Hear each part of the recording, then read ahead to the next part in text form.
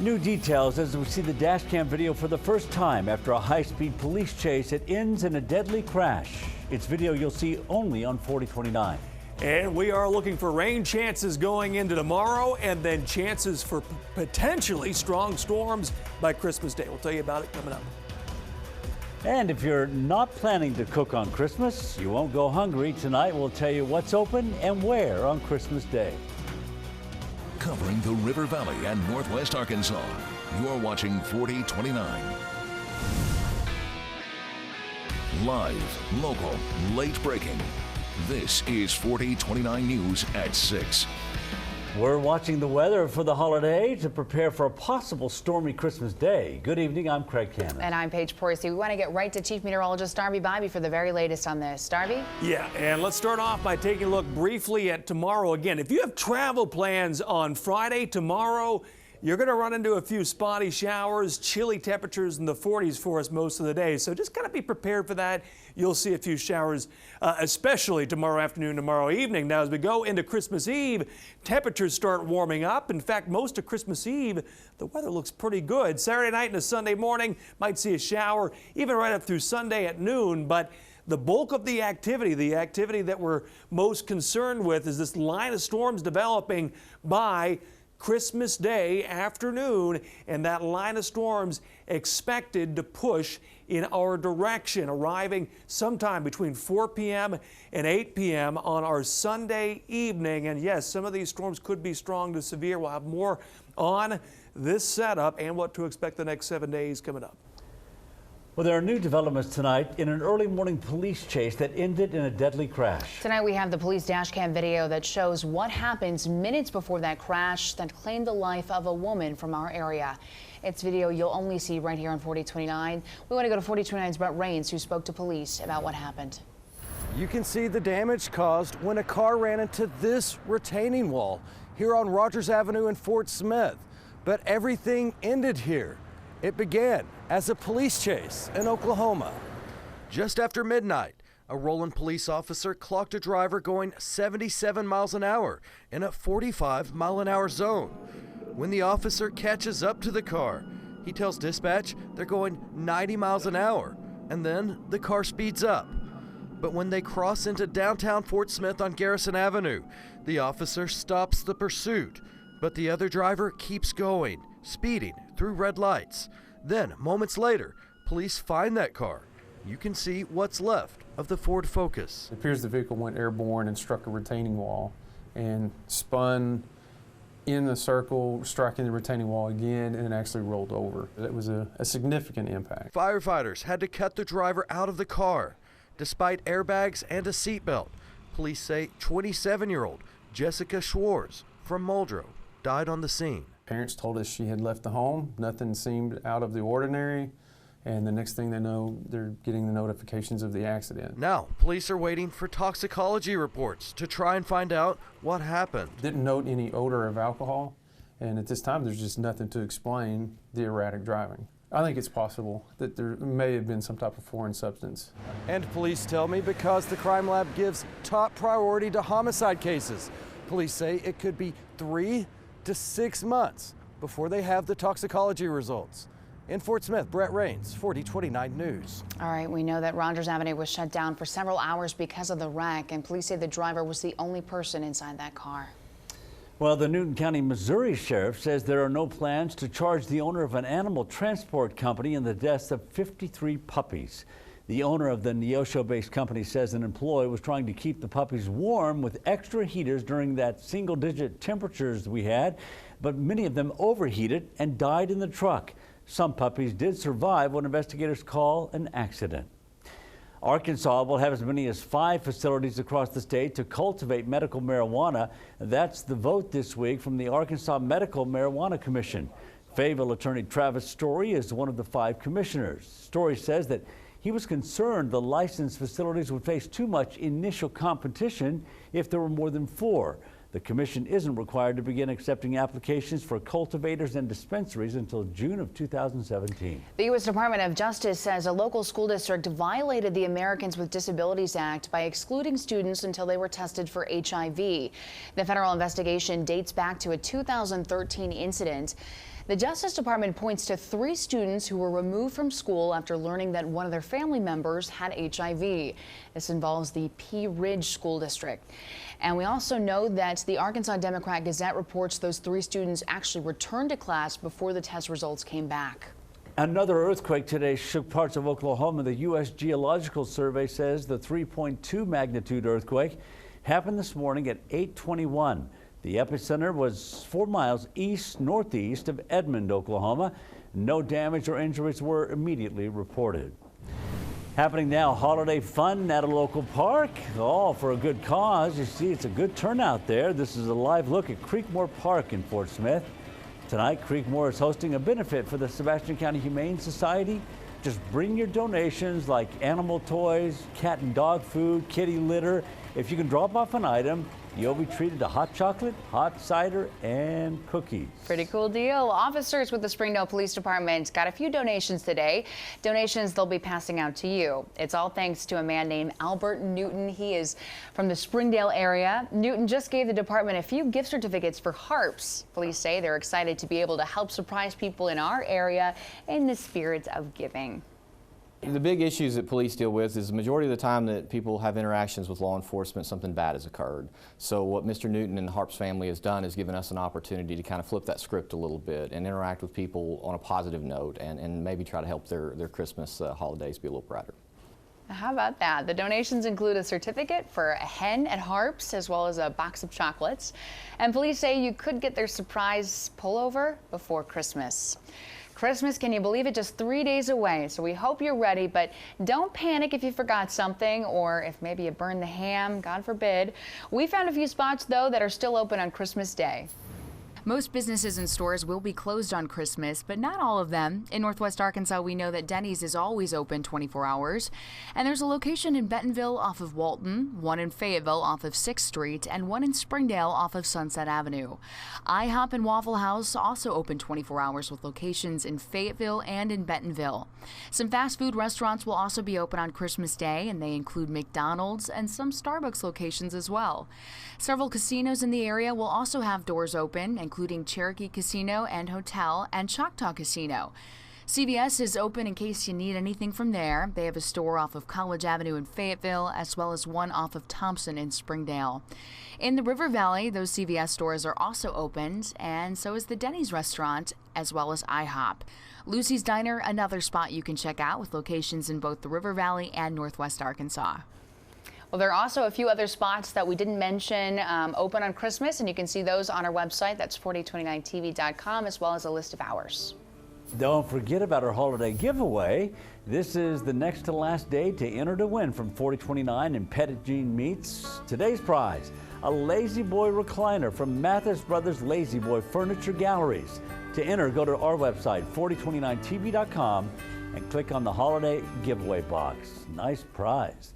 Will you be boarding a plane soon for your holiday destination? Well, there's good news and not so good news from busy airports across the country. And don't forget the TSA will be paying close attention to what you've packed. A look at the crazy things agents find and what social media has to do with it. First, though, a live look from our Embassy Suites camera in Rogers. Lots of traffic heading southbound. You see there. Take it easy. Be safe.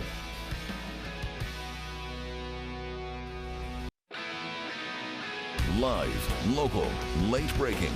You're watching 4029 News at 6 with Kelly Johnson, Craig Cannon, Sports Director Mitch Roberts, and Chief Meteorologist Darby Bybee. Live look at traffic now. This is from our JB Hunt camera in Lowell. You see lots of traffic heading out there on this night before Christmas Eve, I guess. We're getting close to Christmas Eve anyway, 2 nights before.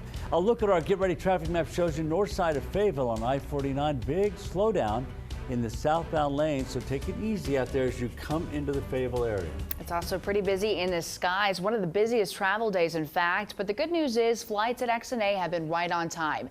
Unfortunately, that's not the case in other airports across the country. In fact, this is what it looked like at the Los Angeles International Airport today.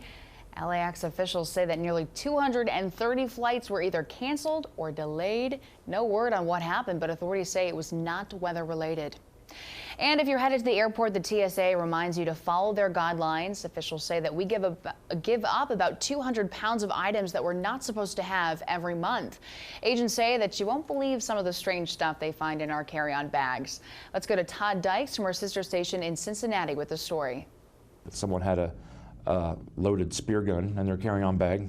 From spear guns to handguns, Bob Burns says flyers at U.S. airports pack all kinds of forbidden items in their carry-on luggage. I know a lot of people were shocked when they started figuring out that we're finding around 70 loaded firearms a week in carry-on bags. Burns started working for the Transportation Security Administration more than a decade ago as a screener at CVG. After spending time in Washington, Burns now lives in Westchester, where he oversees a TSA blog and this Instagram account. I think we're up to 615,000 followers now, I believe, or 618. Burns thinks the TSA's Instagram page is so popular because it serves two purposes. You're putting it out there to show people, one, this is stuff that you can't bring, in case you didn't know. Number two, it's a deterrent. We're showing people, people have tried to hide things in all sorts of different ways, and we found them.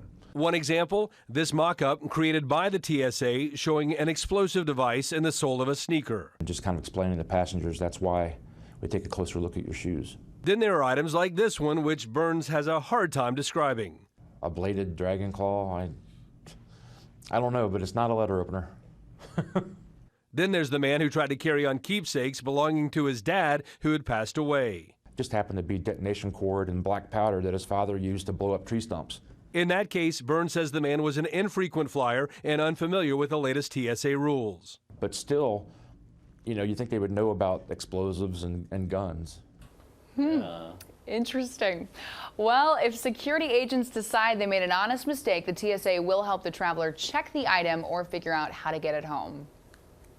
Let's go ahead and take a look at those current temperatures out there right now. If you're going to be traveling tonight, maybe heading out on the roads, or maybe catching a late flight, we are looking at pretty good weather, a little bit cool but dry, at least for the next several hours. Temperatures in northwest Arkansas in the 40s, River Valley, some 50s for us. Now 39 in Holiday Island, mid-40s though from Bentonville to Siloam Springs. And Springdale right now, Gravette and West Fork about the same. 46 in Sallisaw, upper 40s in Poto, 51 Boonville, 47 in Fort Smith. Live look in Fayetteville from the downtown square. Lights of the Ozarks still looking beautiful out there. Great night to go out and see those lights. Tomorrow night could be a little bit rainy, and this weekend, at least part of the week, or at least the end of the weekend, could be a little bit stormy. We're going to tell you more about that coming up. The Trump name is emblazoned on skyscrapers around the world. And now that Donald Trump has been elected president, those buildings are considered potential targets for terrorists, posing questions about how to secure them. Let's go to Sally Ken in Washington with the latest. Mr. Trump has boasted that winning the election has made the Trump brand hotter than ever before. But security experts say it also creates a higher risk for buildings bearing the Trump name. The president-elect's vast global empire includes luxury hotels, towering office buildings, golf courses, a winery. Worth many, many billions of dollars. Plus, Trump-branded properties overseas, some located in cities considered prime terrorist targets. There is a global security risk if we have the president's name up on buildings. The concern raised by a former advisor to President George W. Bush at a recent forum. Security experts say properties bearing the Trump name may be targeted as symbols of American might. You could see low-level anarchist kind of activities such as graffiti, on some properties, for example, or you could see terrorist pre-operational surveillance on others. Protecting them could be challenging. Anybody with a credit card or cash can rent a room and conduct pre-operational surveillance of the actual facility that they are planning to attack. And Burton says the necessary security upgrades will be expensive. Who's going to pay for that? The foreign government, or do we pay for it? Trump's properties in the U.S. also face a heightened risk. Police and barricades now surround the Trump Tower in New York, and the Secret Service reportedly could spend millions securing it. Trump's team so far has not responded to a request for comment about these concerns. Reporting from Washington, I'm Sally Kidd. We know in October, Donald Trump opened his newest hotel in Washington, just blocks from the White House. Well, the Dow fell 23 points today, closing just under 20,000. Some of our local stocks slipped as well. Walmart, you see, down $1.65 today, closing $69.59. JB Hunt shares actually went up, though, 15 cents. They had a 97.16 closing share. And Tyson, they slipped 23 cents to end the day at 61.74 share. Well, some wet weather on the way, maybe even some storms for Christmas. Let's check in with Darby Bybee for the very latest. That's right, thunderstorms possible today. Kind of a cooler day for us. We had a cold front that pushed through, kind of cloudy, obviously, especially in the afternoon. High of 48 in Fayetteville after a low, pretty cold this morning of 19 degrees. Kind of the outlier, though. Most of the rest of northwest Arkansas were in the mid-20s. But either way, a chilly day for sure for us in Fayetteville and Fort Smith. 54 for the high today, so a little bit above average, with a low 30 degrees, and that's right where we should be for this time of year. Satellite radar showing clouds moving into the area, but no rain just yet. All that rain still off towards south and west in New Mexico. Headed our way for tomorrow. In the meantime, temperatures tonight in the 30s. Slight chance of rain in northwest Arkansas after 3 a.m. Better chances in northwest Arkansas by tomorrow morning and tomorrow afternoon, and then by tomorrow afternoon in the River Valley. And tell you what, folks, it's going to be a chilly day. Take a look at our in-house model. You can see these spotty showers. Temperatures only in the 40s for us most of the day. A raw day on Friday. If you have travel plans on Friday in our area, you'll be running into some scattered showers. Then by Christmas Eve, well, we start to dry out. Christmas Eve looks like a fairly dry day, though cloudy, and a warm day. Temperatures upper 50s and 60s for us. And then watch what happens as we go into Sunday. Temperatures skyrocket. Mid and upper 60s, close to 70 in the River Valley. Again, all out ahead of that line of storms that's going to form in central Oklahoma Sunday afternoon and push into our area again. Sometime we think between 4 p.m. and 8 or 9 p.m. So really we're talking about Sunday evening for these storms to arrive along this cold front. And the Storm Prediction Center has at least a sliver of the western part of Arkansas and all of eastern Oklahoma in that threat area for an isolated severe storm Sunday evening. So we're watching it Christmas Day and a Christmas afternoon. River Valley, high of 70 on Sunday. Incredible. Now behind this system, we will start to cool off just a hair, but not a lot of cold air behind the system, though. Still some more rain chances Tuesday and especially on Wednesday with some more rain chances. Northwest Arkansas after the rain on Friday. Again, we'll be watching this line of storms as it gets closer and closer throughout Sunday afternoon into Sunday evening. Behind it, just slightly cooler with some slight rain chances Tuesday and Wednesday. In just a few minutes, the Razorbacks basketball team will tip off at Verizon Arena in Little Rock. 4029's A.J. McCord has a preview now of the Hawks' last non-conference game of the season. Craig, you could think that there would be a lot of distractions for the game tonight. Christmas right around the corner, then Florida, first game of SEC play after that. But Sam Houston State is a team the Hogs certainly can't afford to look past. The Bearcats are riding a 5-game win streak, and Monday night, get this, they knocked down 119 points. I don't care who you're playing, that's a ton of buckets. Meanwhile, the Hogs have shot less than 40% from the floor in their last 2 wins, but they've out-rebounded their opponent in those last 2 games. And that, says head coach Mike Anderson, is the key to these wins. Our defense is our saving grace right now. Our defense and rebound the basketball. We got, guards rebound the basketball. We got forwards rebound the basketball. And so what happens now, you get more second chance points. It's the last game, of the non-conference schedule. And, we want to finish it, how we started.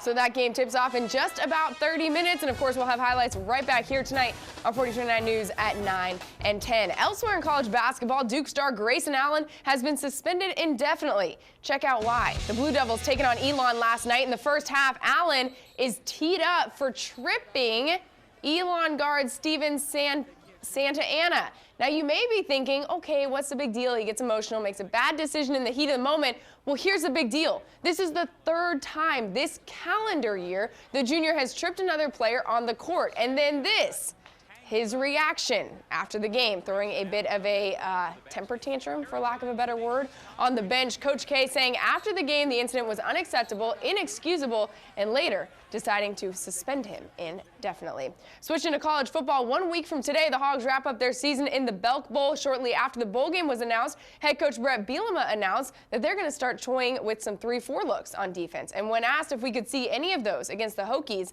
here's his answer.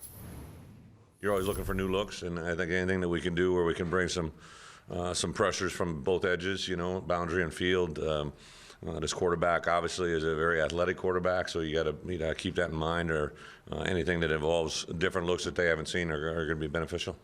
And of course, Belk Bowl only a week away, also less than a week away. 6:30 next Wednesday, we have a special bowl edition of Hog Wild live from Charlotte. We got a lot of cool stories queued up for you. Definitely want to mark it on your calendar. Make sure you don't miss it. Paige, Craig, back to you. Okay, AJ, thanks so much. Well, no doubt this is a busy time of year. No kidding. Santa still makes time to get to the gym. How he gets into shape might surprise you. Tonight on 4029 News at 9 and 10. A boy in our area got a very special Christmas surprise today. How one local organization gave him a Christmas he'll never forget.